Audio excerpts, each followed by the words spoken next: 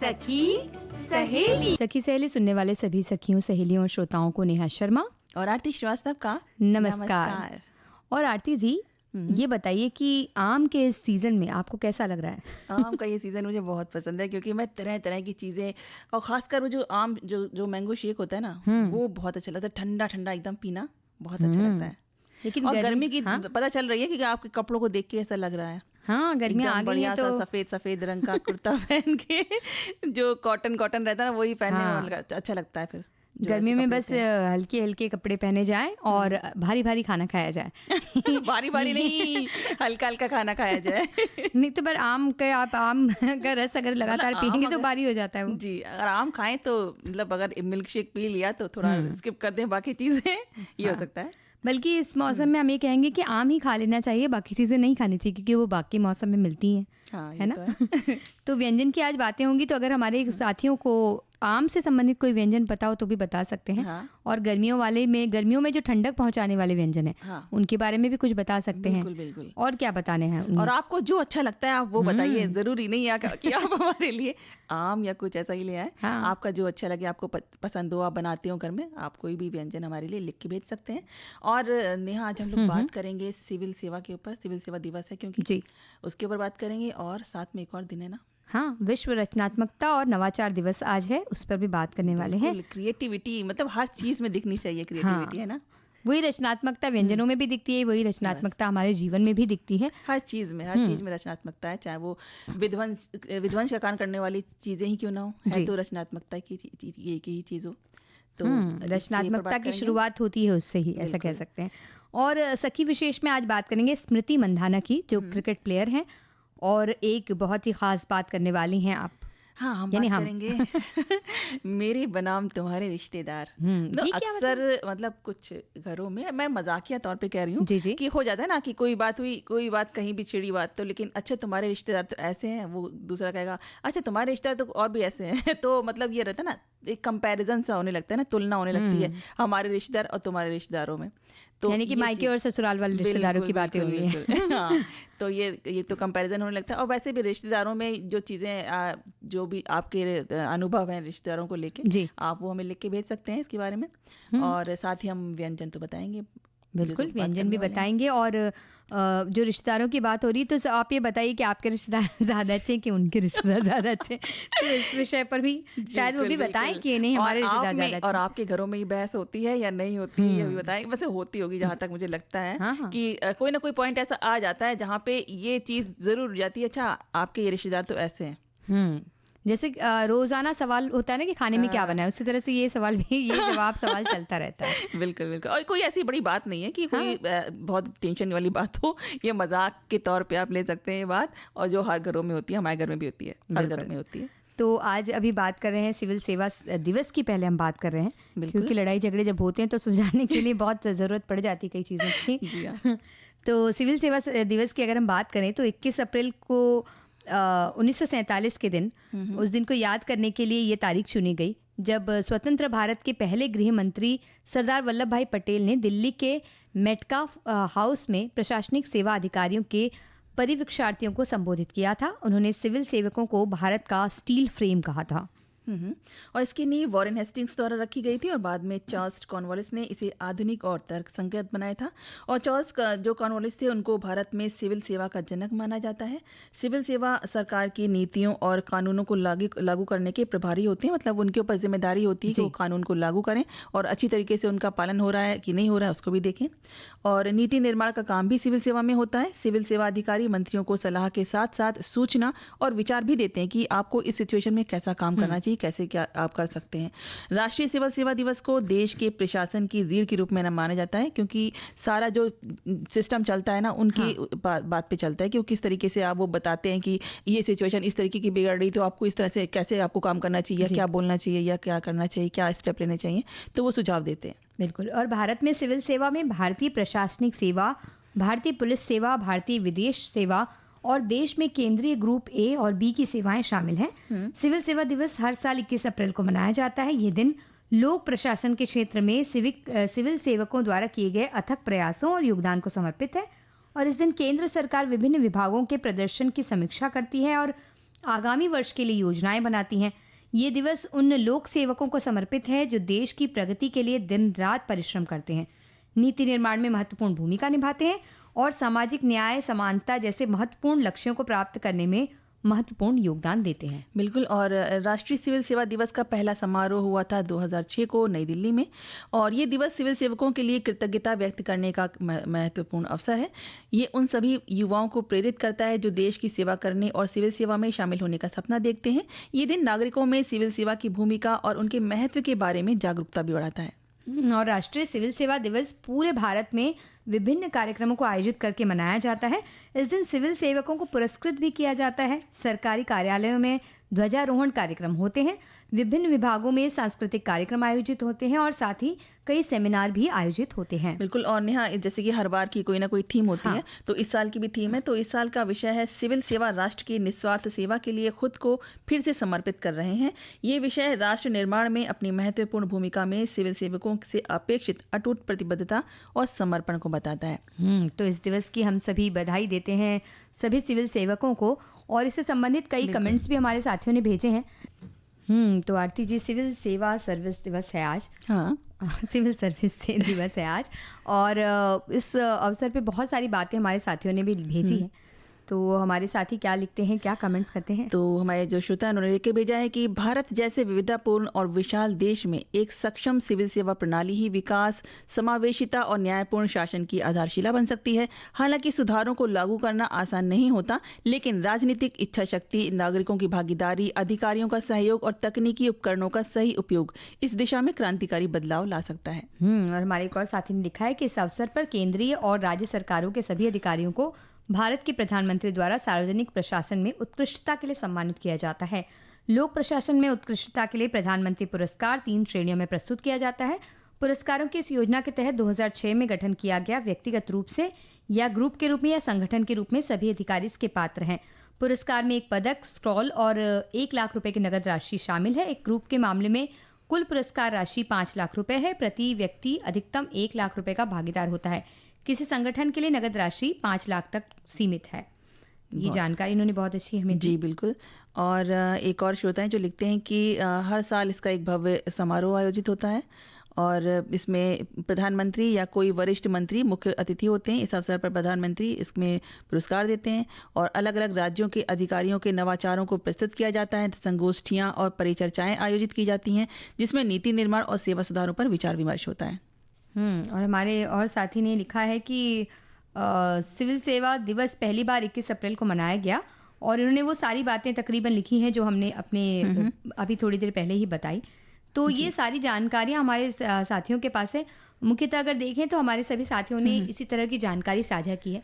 उन्हें पहले से ही पता होता है सारी चीज़ों के बारे में। बिल्कुल, तभी तो वो जो भी हमारे लिए लिखते हैं बिल्कुल ही उसके बारे में पूरी जानकारी होने के बाद ही उस चीज़ को लिखते हैं।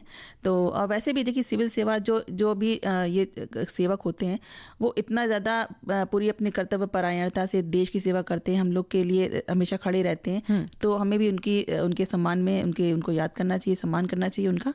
और एक गीत सुन लेते हैं इसी के साथ में। बिल्कुल, गीत तो सुनिए। और साथ ही हम इस दिन में ये सोचे कि क्योंकि नियम बनाने में और देश की व्यवस्था को सुचारू रूप से चलाने में इनका बहुत योगदान रहता है। मंत्रियों को, यहाँ तक कि जो मंत्री हैं या कोई अगर ऐसी सिचुएशन आ गई कि बहुत ख़राब सिचुएशन है, उस समय भी उनको किस तरह से करना चाहिए काम, वो सुझाव देते हैं कि आप इस सिचुएशन को कैसे डील कर सकते हैं, कैसे इसको ठीक कर सकते हैं यहाँ पे, तो वो बताते हैं। और वहाँ पे वो क्या क्या करना चाहिए उसके लिए वो सारी चीज़ें बताते हैं। तो बहुत बड़ी चीज़ है नीति निर्माण में। और दूसरी चीज़ है, कानून बनना एक बात है और कानून का लागू होना वो अलग बात है। कि कानून बना दिया वो अच्छी बात है, लेकिन अगर उसको लागू नहीं कर पाए तो उसका कोई फायदा नहीं है। तो जो उस कानून को लागू करना है, किस तरह से करना है, वो सब चीज़ें इनकी जिम्मेदारी होती है। वो पूरी अपनी जिम्मेदारी को पूरे अपने तरीके से, अच्छे तरीके से निभाते हैं। बिल्कुल। और इतनी मेहनत से जो नियम कानून उन्होंने लागू करवाने में मदद की है सबकी, ताकि देश की व्यवस्था सुचारू रूप से चले, तो उसका पालन भी हम अच्छी तरह से करें। बस ये एक प्रण हम आज ले सकते हैं। बिल्कुल। तो इस तरह से तौबा की जाती कई बार अलग रिश्तेदारों को लेकर। तौबा, नेहा के ये इशारे कि आप नेक्स्ट उठा लीजिए। लेकिन तौबा की जाती है कई बार कि अरे क्या कितना अच्छा खेल खेल रही है, इस तरह से भी कई बार किसी के खेल को देखकर भी लगाया जाता है कि अरे क्या क्या क्या वाह क्या वाह क्या गेम खेला है। जब देश जीत जाता है ना, तब तो फिर और लगता है कि अरे वाह, बहुत बढ़िया, बहुत अच्छा खेला। लेकिन कई बार ऐसा भी होता है कि अगर किसी खिलाड़ी का प्रदर्शन बहुत अच्छा हो और किसी वजह से अगर मैच ना भी जीता जाए, तो भी उसकी जो तारीफ है वो तो होनी चाहिए, बिल्कुल। ये नहीं कि बस अब गेम हार गए तो हम उसके कहेंगे तो उसके अगेंस्ट हो गए, ऐसा लगा कि भाई क्यों हरा दिया। तो पूरी मेहनत करी ना। ये हार जीत तो मतलब हार जीत तो ही रहता है ना, किसी ना किसी दिन पर निर्भर करती है भाई। होता है किसी दिन लक जीत जाते हैं, नहीं होता है तो नहीं होता और लेकिन जो अपनी मेहनत कर रहा है उसकी तारीफ तो होनी चाहिए। बिल्कुल। तो एक तारीफ के काबिल जो महिला विशेष में आज हमने लिया, सखी विशेष में स्मृति मंधाना को वाकई तारीफ के काबिल है अपने खेल को लेकर और अपने जज्बे को लेकर, किस तरह से वो लगी रहती हैं अपने खेल के लिए। जी, और स्मृति मंधाना का जन्म हुआ 18 जुलाई 1996 को मुंबई में। लेकिन जब वो 2 साल की थी तो उनका परिवार महाराष्ट्र के सांगली के माधव नगर चला गया। उनके पिता श्रीनिवास पेशे से एक केमिकल डिस्ट्रीब्यूटर थे, जबकि माँ स्मिता एक गृहिणी है। क्रिकेट है जो उनके मंधाना परिवार का वो हिस्सा रहा है ना, क्योंकि उनके पिता जो थे वो जिला स्तर पर खेल चुके हैं और उनके भाई श्रवण ने भी क्रिकेट खेला हुआ है। वो बैंकर बनने से पहले महाराष्ट्र अंडर 19 टीम का प्रतिनिधित्व कर चुके थे। स्मृति अपने भाई के साथ क्रिकेट ग्राउंड पर जाती थी और यहीं से उनमें वो क्रिकेट का जुनून पैदा हुआ। और जब उनके भाई ने अच्छा प्रदर्शन किया तो उनके भाई का नाम समाचार पत्रों में छपा और उसे देखकर स्मृति भी प्रेरित हुई। उन्होंने खुद बताया कि एक दिन मैंने सोचा मुझे भी ऐसे ही रन बनाने चाहिए। मेरे पिता ने मुझे कभी ना नहीं कहा। जब भी मेरे भाई नेट सेशन के लिए जाते थे तो वो धीरे से गेंद मेरी तरफ फेंक देते थे। स्मृति और उनके भाई यूं तो दाएं हाथ से वो अपना काम करते हैं सारा, लेकिन बल्लेबाजी वो बाएं हाथ से करते हैं। और उन्होंने बताया था कि मेरे पिताजी को बाएं हाथ के बल्लेबाज अच्छे लगते थे, इसलिए मैं और मेरे भाई बाएं हाथ से खेलते हैं। स्मृति मंधाना ने सांगली के एक जूनियर स्टेट ट्रेनर अनंत तांबवेकर के की कोचिंग के तहत प्रशिक्षण उनसे लिया। बिल्कुल। और 9 साल की उम्र तक स्मृति अंडर 15 महाराष्ट्र की तरफ से खेलने लगी थी और 11 साल की उम्र में अंडर 19 स्टेट टीम में शामिल हो गई। स्मृति विज्ञान पढ़ना चाहती थी, लेकिन क्रिकेट और पढ़ाई में संतुलन बनाए रखने के लिए उन्होंने सांगली के Chintaman raw college of commerce से कॉमर्स में स्नातक किया। साल 2013 में वडोदरा में बांग्लादेश की महिला टीम के खिलाफ एक T20 मैच में अंतर्राष्ट्रीय क्रिकेट में पदार्पण किया। वो उस समय सिर्फ 16 साल की थी। उस मैच में स्मृति ने सर्वोच्च स्कोर किया और टीम को जिताने और 3-0 से क्लीन स्वीप करने में उन्होंने बहुत मदद करी थी। और उसके कुछ दिनों बाद ही स्मृति ने अहमदाबाद में बांग्लादेश के खिलाफ अपना पहला 1 दिवसीय अंतर्राष्ट्रीय मैच खेला। स्मृति के पहले मैच में उनका बल्ला कुछ छोटा लग रहा था, जिसका कारण उन्होंने बताया कि उनके भाई श्रवण को क्रिकेटर राहुल द्रविड़ ने वो बल्ला उपहार स्वरूप दिया था, जिस पर उनके भाई ने स्मृति के लिए ऑटोग्राफ लिया था। और उस बल्ले को उठाते ही उन्हें एक अद्भुत संतुलन दिखा, तो उन्होंने उसी बल्ले से खेलना शुरू कर दिया। अंडर 19 इंटरस्टेट 1 दिवसीय में 50 ओवर के मैच में दोहरा शतक बनाने वाली वो पहली भारतीय महिला बनी। बिल्कुल। और 13 अगस्त 2014 को स्मृति जो ने इंग्लैंड के खिलाफ वर्म्सले में टेस्ट क्रिकेट में शुरुआत करी और 2016 में ऑस्ट्रेलिया के खिलाफ उन्होंने अपना पहला जो शतक था वो जड़ा था और उस सीजन के लिए उन्हें ICC महिला टीम ऑफ द ईयर चुना गया। स्मृति मंधाना महिलाओं के 1 दिवसीय मैचों में सबसे अधिक रन बनाने वाली खिलाड़ी बनी। 2018 में स्मृति को ICC महिला क्रिकेट ऑफ द ईयर और ICC महिला one day player of the year का खिताब मिला था। फरवरी 2019 में उन्हें ICC महिला वनडे रैंकिंग में दुनिया की नंबर 1 बल्लेबाज का खिताब मिला। फरवरी में ही इंग्लैंड के खिलाफ 3 मैचों की सीरीज में घायल कप्तान हरमनप्रीत कौर की जगह स्मृति ने टीम की कप्तानी संभाली और पुरुषों और महिलाओं के लिए भारत की सबसे कम उम्र की T20 कप्तान बन गई थी वो।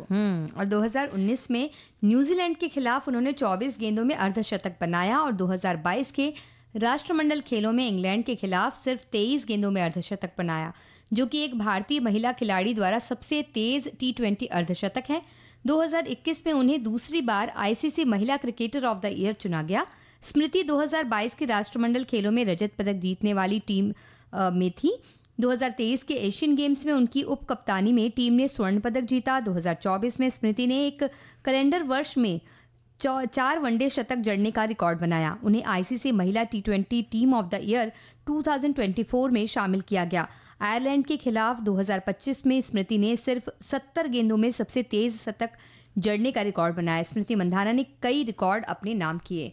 सच में इतने सारे रिकॉर्ड इतनी कम उम्र में उन्होंने बना लिए और इतना अच्छा खेलती भी हैं। देखा भी है उनका खेल, बहुत ही अच्छा खेलती हैं और देख के लगता है कि बस ऐसा ही होना चाहिए खेल। अगर खेलो तो ऐसे ही खेलो, बुरा मन लगाकर। और हमारे साथियों ने भी कहा है कि स्मृति मंधाना को 2019 में ऑस्ट्रेलिया क्रिकेट के सर्वोच्च सम्मान बेलिंडा क्लार्क अवार्ड से सम्मानित किया गया है। पुरस्कार उन्हें महिला बिग बैश लीग और अंतर्राष्ट्रीय क्रिकेट में उनके उत्कृष्ट प्रदर्शन के लिए दिया गया।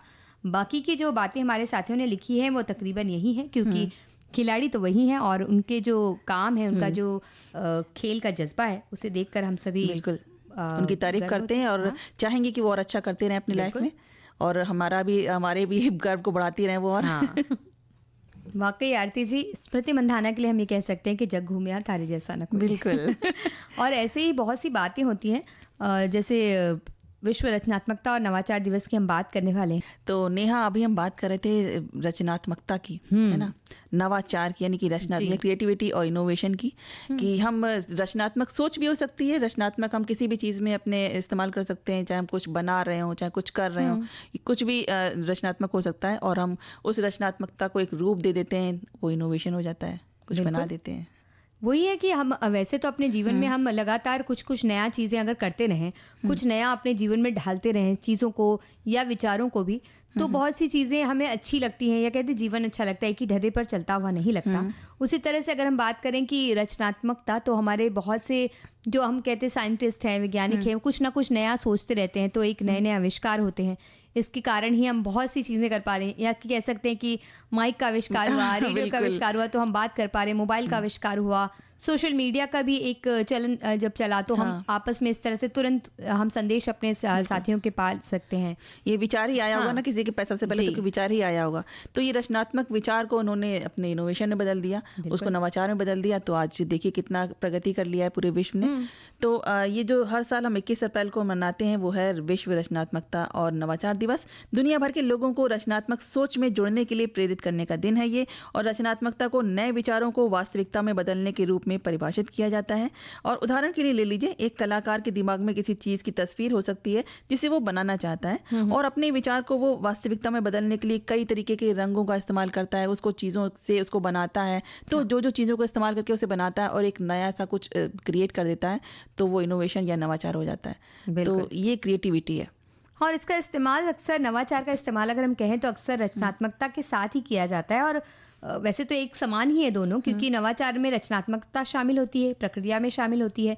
नवाचार एक सामान बनाना, विकसित करना और लागू करना है, और नवाचार का लक्ष्य किसी चीज़ की दक्षता और प्रभावशीलता में सुधार करना है। जैसे रचनात्मक अर्थव्यवस्था होने से आप उत्पन्न करने और नई नौकरियां पैदा करने में हमें मदद मिल सकती है। संकट के दौरान किस तरह से अर्थव्यवस्था को बेहतर बनाने के नए तरीके खोज सकते हैं, ये महत्वपूर्ण है। रचनात्मकता और नवाचार दुनिया भर के आर्थिक विकास के लिए नई गति प्रदान करने के लिए काफ़ी मददगार साबित होते हैं। बिल्कुल, और दुनिया भर के देश रचनात्मकता और नवाचार के लिए कई तरीके का आयोजन और गतिविधियां आयोजित करते हैं। हर साल संयुक्त राष्ट्र दुनिया को बदलने वाले विचारों को चुनता है जो सभी के लिए बेहतर भविष्य बनाने में मदद करते हैं। विश्व रचनात्मकता और नवाचार दिवस की स्थापना हुई थी 25 मई 2001 को टोरंटो, कनाडा में। कनाडाई मार्सिस सेगल ने इसकी स्थापना की थी। और संयुक्त राष्ट्र महासभा ने मानव विकास के सभी पहलुओं में रचनात्मकता और नवाचार की भूमिका के बारे में जागरूकता बढ़ाने के लिए 21 अप्रैल को विश्व रचनात्मक और नवाचार दिवस के रूप में घोषित किया था। इसका उद्देश्य था रचनात्मक सोच, सांस्कृतिक, वैज्ञानिक और तकनीकी नवाचार को बढ़ावा देना। विश्व रचनात्मकता और नवाचार दिवस की स्थापना लोगों को अपने अद्वितीय कौशल और रचनात्मक क्षमताओं का उपयोग करके दुनिया में सकारात्मक बदलाव लाने के लिए शिक्षित करने और प्रेरित करने के लिए की गई थी। और ये लोगों को अपने रचनात्मक विचारों को दूसरों के साथ साझा करने के लिए भी प्रेरित करता है, ताकि उनकी सराहना हो और प्रेरणा उन्हें मिले और लोग भी प्रेरणा लें उनसे। रचनात्मकता को जगाने और नए विचारों को बढ़ावा देने का सबसे आसान तरीका है खुद को किसी नई चीज़ से परिचित कराना। और इस वर्ष विश्व रचनात्मकता और नवाचार दिवस का विषय है बाहर निकलें और नवाचार करें। तो 2002 से अब तक 50 से अधिक देशों में नागरिकों और संगठनों द्वारा विश्व रचनात्मकता और नवाचार दिवस मनाया जाता है। बिल्कुल, हम अपने साथियों से पूछें कि वो बाहर निकल के कौन से नए काम करते हैं, कौन कौन सी ऐसी चीजें जो वो नए अपने जीवन में ला रहे हैं। बिल्कुल, किस तरह की रचनात्मकता उन्होंने अपने जीवन में ढाली है। बिल्कुल, और नेहा एक चीज और भी हम एक सेंस और में ले सकते हैं इसको, बाहर निकलने को, अपने दिमाग की, अपनी सोच से बाहर निकलिए, क्रिएटिव बनिए और कुछ इनोवेशन करिए। कि आप इसी ढर्रे पे चल रहे हैं, जैसा तुमने अभी कहा था कि उसी ढर्रे पे चलते रहना भी अच्छा नहीं होता, तो ये बाहर निकलने का मुझे लगता है ये भी सेंस ले सकते हैं कि बाहर अपने सोच से निकलिए और अपने कंफर्ट जोन से बाहर निकलिए और थोड़ा कुछ नया करिए। है ना, कुछ सोचिए नया, कुछ चाहे विचारों में ही क्यों ना लेकर आए अपने नए विचारों को लेकर आप आगे बढ़िए लाइफ में, और कुछ नया आविष्कार करिए, कुछ नई चीजें करिए, कुछ नए रिश्ते बनाइए, नए लोगों से मिलिए जुलिए, ये सब भी तो इनोवेशन ही है, चीजें ही हैं। और एक नया काम ये भी कीजिए कि इससे संबंधित सारी बातें हम तक पहुंचाइए। बिल्कुल। नया तो नहीं। और नेहा, जैसे कि मान लो परमाणु बम है ना, तो वो क्रिएटिविटी कही जाएगी जब तक, अगर उसे बना दिया हमने, तो परमाणु का जब आविष्कार हुआ तो वो तो एक क्रिएटिविटी है, लेकिन उसका हमने यूज किस चीज में किया वो विध्वंस हो जाता है फिर।